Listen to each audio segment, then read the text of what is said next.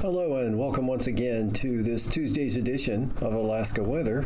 I'm David Percy. Up first here we've got hazardous weather graphic, and the red shaded area, that's a continuation of the winter storm warning for the northern Seward Peninsula coast there, Shishmaref, Kotzebue, Ambler, Noatak Valley in the northwest coast there, including Kivlina, and up to about Point Hope, and that's for an additional 2 to 5 inches of snow with winds gusting to 45 miles an hour, and that could create areas where the visibilities drop to less than a half a mile at times.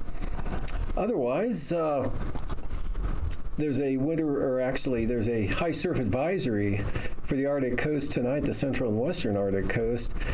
High surf advisory until 10 p.m. this evening for possible beach erosion due to heavy surf, and then there's a high surf advisory until 10, or actually the one for the Arctic coast, central western Arctic coast, that's out tonight until 6 a.m. Wednesday, and then the one for the St. Lawrence Island area and the Bering Strait coast, that's out until 10 p.m. this evening, again for possible beach erosion, but winds continue to come down in those areas. And then in the Koyukuk Valley, greater Bettles area, we've got a winter weather advisory out until 10 p.m. this evening, actually out until 9 a.m. Wednesday for, 10 p.m. this evening. High wind warning, or high wind advisory for the Brooks Range there, eastern Brooks Range, that's out until 9 a.m. Wednesday for possible gusts of 55 miles an hour. Now I'll try it again for the Koyukuk Valley, Bettles area. Winter weather advisory out until 10 p.m. this evening for possible freezing rain mixed in with the snow there. Could cause some glazed conditions, making things pretty slippery. And then there's a winter storm watch out for the northern southeast coast there, and take a closer look at that. That's out for Thursday noon until Thursday, or from 12 a.m. Thursday until noon Thursday for a 12-hour period there. And that's for possible 3 to 5 inches of snow with possibly greater amounts there. And again, heavy snow is possible, just a watch at this point, not a warning. And for the areas there, Haines, Gustavus, Juneau, right on the southern edge there, that blue shaded area, but includes the Klondike and Haines highways there. And again, possibly 3 to 5 inches of snow. And for the satellite imagery, you can see a band of clouds really weakening as pushed into the off the Arctic coast there and into the northwest Canada area, now east of the Panhandle, and next system spreading moisture into Kodiak Island with rain and snow mixed into the Kuskokwim Valley all the way up to McGrath was carrying some rain today. And again, that warm air pushing up into the Koyukuk Valley, causing some areas of freezing rain there, especially tonight. And some areas of snow over the Kobuk Valley there out toward Kotzebue, as well as the southwest interior, all the way down to the Alaska Peninsula. Then conditions become fairly quiet and more showery there, kind of some enhanced showers moving across the eastern Aleutian areas, and also that swung in from the Adak-Yatka area, and just scattered showers up around the Pribilof Islands as that main low center now moves into the Chukchi Sea there. That's keeping the winter storm warnings going for the northern coast of the Seward Peninsula, northwest coast, and those areas. And for the analysis today, periods of rain, Kodiak Island there with that low just south of the island, and areas of mixed rain and snow along the North Gulf Coast. Some of that's starting to push into the north coast of the Panhandle. Otherwise, gusty winds continue again up to 40 to 55 miles an hour today there over the western Brooks Range and on out to the western Arctic coast, Cape Lisburne, Point Hope. And then conditions diminished, became lighter with the precipitation down across the Seward Peninsula and towards St. Lawrence Island. And otherwise, westerly winds with areas of rain and rain showers there blowing across the Bering Sea, just scattered showers, I mentioned, over the Aleutians. And for tonight, that low pulls northeastward a little bit, slowly moving, keeps it unsettled and damp over Kodiak Island. Wind's not a problem. Wind's picking up, though, for the North Gulf Coast as that front kind of presses northward and squeezes a gradient a little bit better there. Look for continued areas of rain and snow along the North Gulf Coast, on locally into Prince William Sound. Areas of light snow possible over the Copper River Basin, probably just flurries up toward the eastern Alaska Range. Snow showers possible anywhere over the western interior tonight, or areas of light snow up to the southern slopes of the Brooks Range. Snow and blowing snow gradually diminishing there over the western Arctic coast. And winds becoming quite light now through the Bering Strait and the Seward Peninsula, as well as in toward Kotzebue. High pressure trying to ridge up, drying it out over the central Aleutians, but still some rain and snow showers persisting over the Fox Islands and Alaska Peninsula. And then for Wednesday, that lower center really not moving a whole lot there, but the front pushing eastward begins to tighten the gradient up along the coast of the Panhandle for gale force winds, increasing throughout the afternoon with increasing rain and snow along the coast, increasing snow chances over the northern inside water areas, but staying dry to the south and southeast. And over the interior, cloudy skies with areas of light snow or snow showers from the southern Brooks Range all the way down into the Susitna Valley, Cook Inlet. Could see some light snow at times at the Copper River Basin or flurries, but not too much expected accumulation-wise. And next system out to the Aleutian, or southwest of the Aleutians there, that increasing the winds late in the day, and we'll see on Thursday that low tracks east-northeastward, staying south of the chain, but pretty good gradient there on the west side of that low. Definitely looking at gale force winds out of the north there, with periods of rain and snow moving into the Pribilofs, or just plain rain, with increasing easterly winds, rain moderate to heavy at times with gale force winds, eastern Aleutians, spreading into the Alaska Peninsula in the afternoon. Otherwise, a break occurring over the southwest interior, Bristol Bay, Kodiak Island, could become mostly sunny in those areas. Definitely will be dry with light winds, and not too bad through the central interior as well, up to the north slope, maybe some lingering flurries for the eastern Arctic coast. A couple of weak lows there, one in the Bering Strait, the other one remaining off the west coast, western Arctic coast, so some light snow possible from Point Lay down across the Noatak Valley, Kotzebue, maybe Selawik, across the Seward Peninsula, but amounts will be quite light, and rain and snow over the southeast coast with snow lingering from Juneau northward to Haines and Skagway. Those for tonight, mostly in the 20s for the Panhandle, teens, Copper River Basin, mid-20s, lower 30s for the Kuskokwim Valley, lower to mid-30s for Bristol Bay, and mid-20s to mid-30s for south central Alaska. Highs tomorrow, mid-40s Kodiak Island, lower 40s Seward, Homer, Seldovia, and mid to upper 30s for much of south central Alaska, near freezing in the Susitna Valley, and in the 30s for the Panhandle. Lows, upper teens to lower 20s for the Kuskokwim Valley, lower to mid-20s for Bristol Bay, and in the 20s for south central Alaska, mid-teens for the Copper River Basin, followed by highs 35 to 45 for the Panhandle, mid-20s Copper River Basin, in the 30s Susitna, Manuska Valley, Kenai Peninsula, near 41 for Seward and Kodiak, upper 20s for the Kuskokwim Valley. And up in the interior, lows tonight, single numbers over the eastern interior, warming into the teens, central part of the state, and then 20s to lower 30s out toward the Bering Strait areas. And for the highs, upper 20s to lower 30s for the western Arctic coast, otherwise lower to mid-20s on the east side and the north slope, and mid-teens for the Yukon Flats, 25 to 32 for the central interior, followed by lows approaching zero there for the Yukon Flats, Northway Tok area, otherwise mid to upper teens, central interior, 20s out to the Bering Strait, and then highs in the teens and 20s, mostly in the 20s, and lows tonight, upper 30s for the Aleutians, upper 20s, lower 30s for the southwest coast, highs lower 40s for the Pribilofs, and lower to mid 40s for the Aleutians in Alaska Peninsula to Kodiak Island, lows upper 20s southwest coast, otherwise 30s to near 40, followed by highs mostly in the 40s. And now, aviation weather around Alaska. Moving on to flying weather. VFR, Arctic coast, north slope, IFR along and south of the Brooks Range, and then in the west that extends all the way down into Bristol Bay and then eastward across Kodiak Island and branches off there, one area up the eastern slopes of the western Alaska Range, another area up the Kenai Peninsula coast there into Prince William Sound, and along the North Gulf Coast into the extreme northern Panhandle.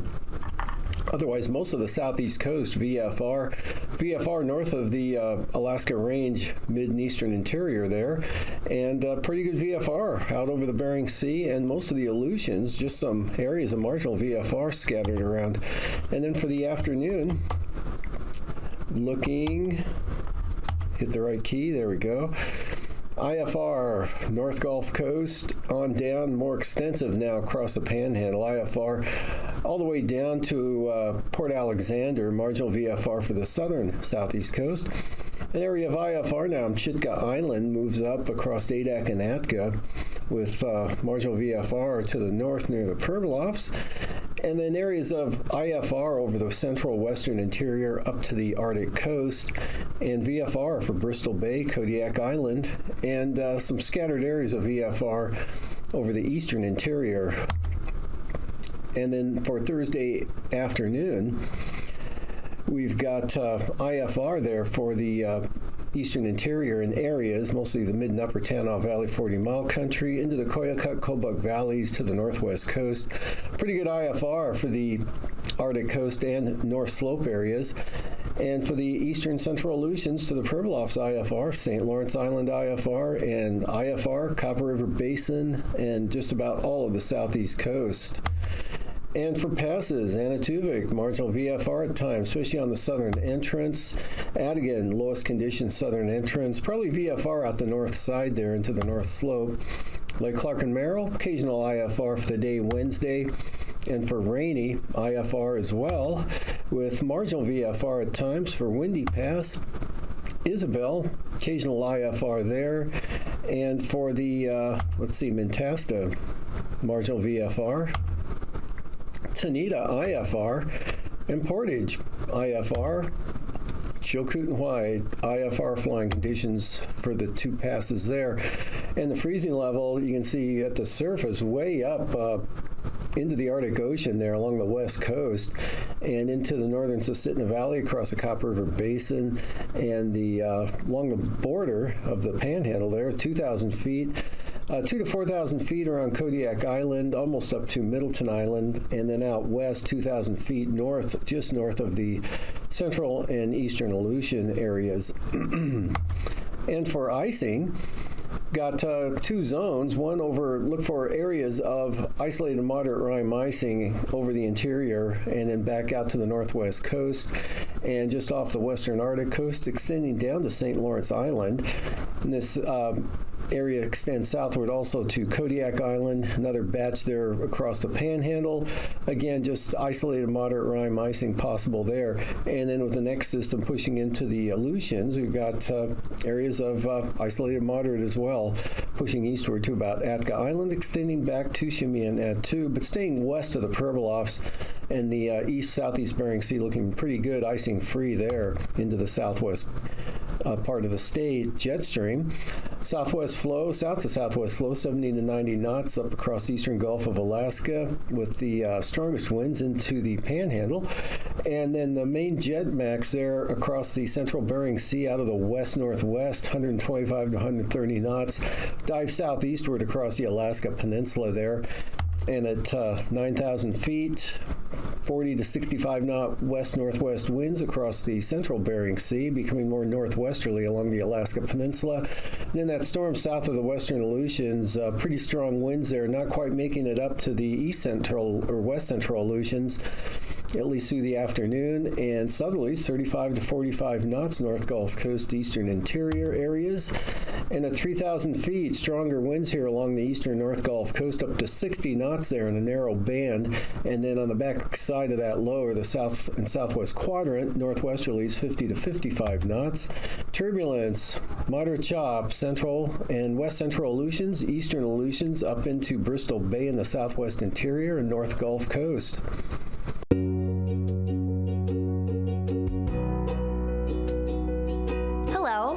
I'm a GOES-R series weather satellite orbiting 22,000 miles above Earth. I can see a lot of cool stuff from up here, and I take pictures of it with my spiffy camera that has 16 different settings.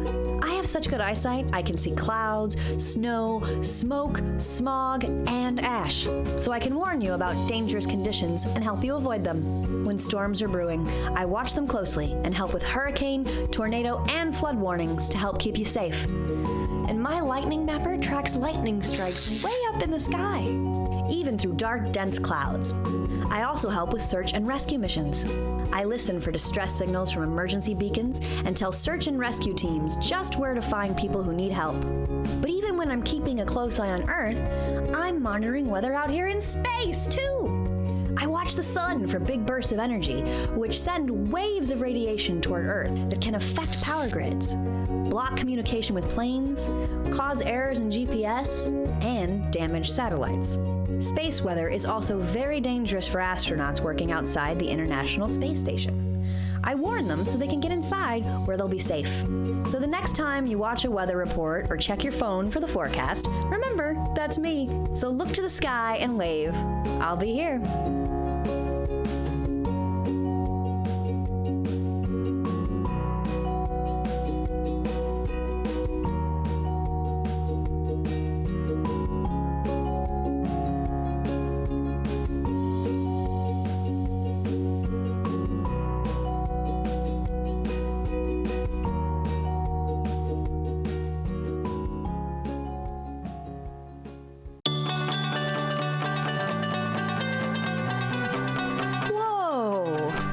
Things are looking pretty bad down there. But don't worry. I'm going to give weather forecasters a heads up and help you stay safe. I'm a GOES-R series weather satellite, and one of my jobs is to keep an eye on Earth's weather as I orbit above. But I'm 22,000 miles above Earth. How does your local weather forecaster know what I see all the way up here? First, I have to figure out what's going on. I point my special camera at the Earth and take pictures of the clouds I see below. My pictures show where the clouds are, but I also take lots of other notes about the clouds. For example, how high they reach into the atmosphere, how much rain they might cause, and when a severe storm may be forming. But I can't keep all of this information to myself. I have to share it with weather forecasters down on Earth. A big antenna is waiting for my call. Since I'm a satellite, I send my pictures and notes in a computer language of ones and zeros. Luckily, the antenna speaks my language. Computers connected to the antenna organize my notes and combine all of the pictures and cloud information and translate them into weather maps. They send a version of the maps back up to me. I'll hold on to these for later. Another copy of the maps is split into smaller pieces. This helps the maps move faster from one place to another. The map pieces are then sent for processing before being sent back up in the sky to a communication satellite. From there, the maps are picked up by antennas at the National Weather Service forecast offices in each region. There are more than 100 offices. I also take the maps that I received and send them out to companies that specialize in making the maps more colorful and better for viewing on TVs and computers. The colorful maps and the maps from the forecast offices then go to your local weather forecaster. The forecaster combines the information from these maps with lots of other information, like model forecast data and radar data, to make predictions about the upcoming weather in your area. And that's how I help you find out if bad weather is going to ruin your afternoon plans. You're welcome.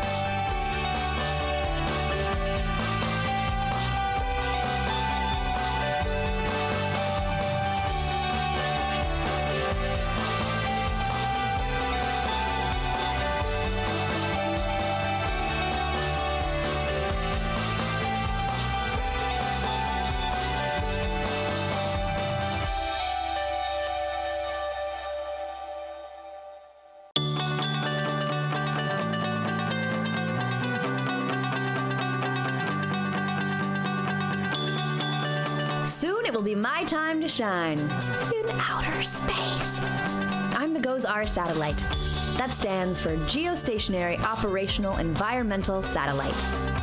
And the R stands for my order in this series of weather satellites.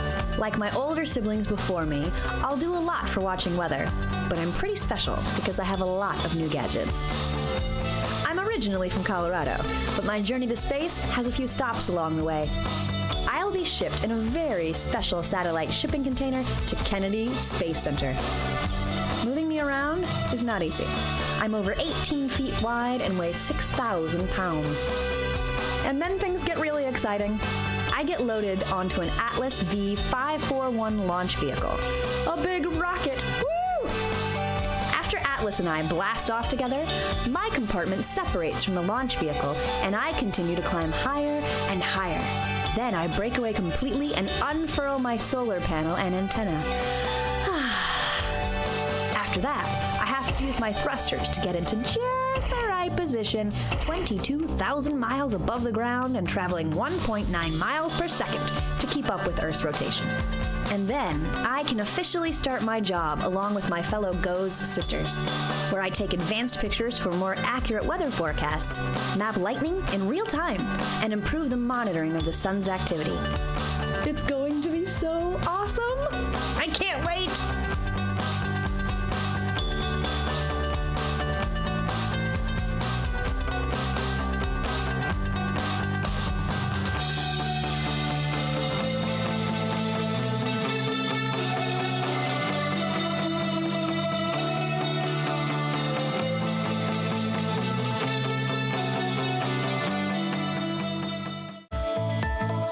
And now, marine weather around Alaska. Moving on to coastal water forecasts for the southeast coast. On the south coast, gale warnings, south winds 30 to 35 knots, 10 to 13 foot seas for Wednesday. And on the north coast, gale warnings also, south to southeast winds 35 to 40 knots with 6 to 18 foot seas. Over the inside waters, all winds variable to southeast at 10 knots with seas 2 to 3 feet. And then for the day on Thursday, gale warnings on the south coast, south to southeast winds 35 knots, seas at about 13 feet. Small craft advisories on the north coast for south to southeast winds at 30 knots. And small craft advisories for all of the inside waters, Lynn Canal, Glacier Bay, Stevens Passage, Clarence Strait, and other areas, looking at southeast winds at 25 knots with seas running 4 to 6 feet. Prince William Sound on Wednesday, gale warnings, east wind 35 knots, seas 9 feet. Gale warnings for the North Gulf Coast for east winds 40 to 45 knots with 14 to 16 foot seas. Gale warnings also for the Barren Islands, southeast winds 40 knots. And the Kamishak Bay area, gale warnings, northeast winds 45 knots. Gale warnings for southern Cook Inlet, north winds 40 knots, but north of the Forelands, winds will be out of the north at 30 knots. And then lighter winds for Cook Inlet on Thursday, north 10 to 20 knots, seas coming down to 3 to 5 feet. Northwest winds for Kamishak Bay and the Barren Islands at 30 knots with 8 to 10 foot seas. Western North Gulf Coast, lighter winds out of the north at 20 knots for Thursday. Prince William Sound, winds northeast diminishing to 20 knots, seas subsiding to 4 feet. And the eastern North Gulf Coast, looking at east winds at 30 knots with 12 foot seas. For Kodiak Island, Wednesday, gale warnings, north to west winds 35 to 40 knots. Alaska Peninsula, northwest winds 30 to 40 knots. Gale warnings for Bristol Bay for northwest winds 35 knots. And for Thursday, southeast winds 40 knots for the Alaska Peninsula, seas 10 to 20 feet. And for the Bristol Bay zone, southeast winds 30 knots, seas 7 feet. Kodiak Island, west winds 20 to 30 knots, seas 5 to 12 feet. For the eastern Aleutians, got west to southwest winds 25 to 30 knots for Wednesday. Central Aleutians, southwest winds 25 to 30 knots. And for the western Aleutians, Wednesday forecast, south winds 30 to 35 knots. And for Thursday, for the western Aleutians, gale warnings. North to northwest winds, 40 knots, seas 20 feet. Gale warnings for the central Aleutians. North winds 35 to 45 knots. Unimak Island, storm warnings for east to southeast winds 50 knots. Gale warnings for Unalaska Island, southeast winds 40 to 45 knots. And for the Perbilofs, on Wednesday, southwest winds 25 knots, southwest 25 for St. Matthew Island, and Kuskokwim Delta coast looking at northwest winds at 30 knots for Wednesday, lighter winds for the Yukon Delta coast, southwest at 20 knots in the forecast. Norton Sound and St. Lawrence Island, winds will be east at 15 knots with 3 to 7 foot seas. Then for Thursday, Norton Sound, St. Lawrence Island, small craft advisories, southwest winds 25 knots. Gale warnings for the Kuskokwim Delta coast for east winds at 35 knots. Yukon Delta coast, winds will be southeast at 30 knots, northeast at 30 for St. Matthew Island. And the Perbilofs, gale warnings. Thursday, east winds 35 knots with 13-foot seas. And moving up to the Arctic coast, starting for the eastern Beaufort Sea coast, east to southeast winds at 15 knots. The central coast looking at southerly winds Wednesday at 30 knots, and the west side, southwest winds 25 to 30 knots, and for the Chukchi Sea, southwest winds at 15 knots. For Thursday, Chukchi Sea, southwest winds 20 knots, and then the western Arctic coast, winds will be northeast at 20 knots, north winds 15 knots for the central coast, and west winds 10 to 15 knots for the eastern Beaufort Sea coast. For tonight, low pressure tracking to southeast of Kodiak Island after midnight. That'll keep it windy and wet along the North Gulf Coast with rain mixed with snow, and then mostly areas of snow on the light side for Copper River Basin, Madanuska, Susitna Valley, scattered snow showers over the Kuskokwim Valley into the Yukon-Kuskokwim Delta, extending north to the Brooks Range. Snow and blowing snow slowly diminishing for the western Arctic coast, and dry for the North Slope. And for Wednesday, storm doesn't make too much eastward progress there, but brings gale force winds to the Panhandle, and a big storm on Thursday for these Aleutians. These forecasts are for planning purposes only. Call 1-800-WX-BRIEF for a formal pre-flight briefing. Always file a flight plan before you go flying. The U.S. Coast Guard Auxiliary urges you to leave a float plan with a friend or the harbor master before you go boating.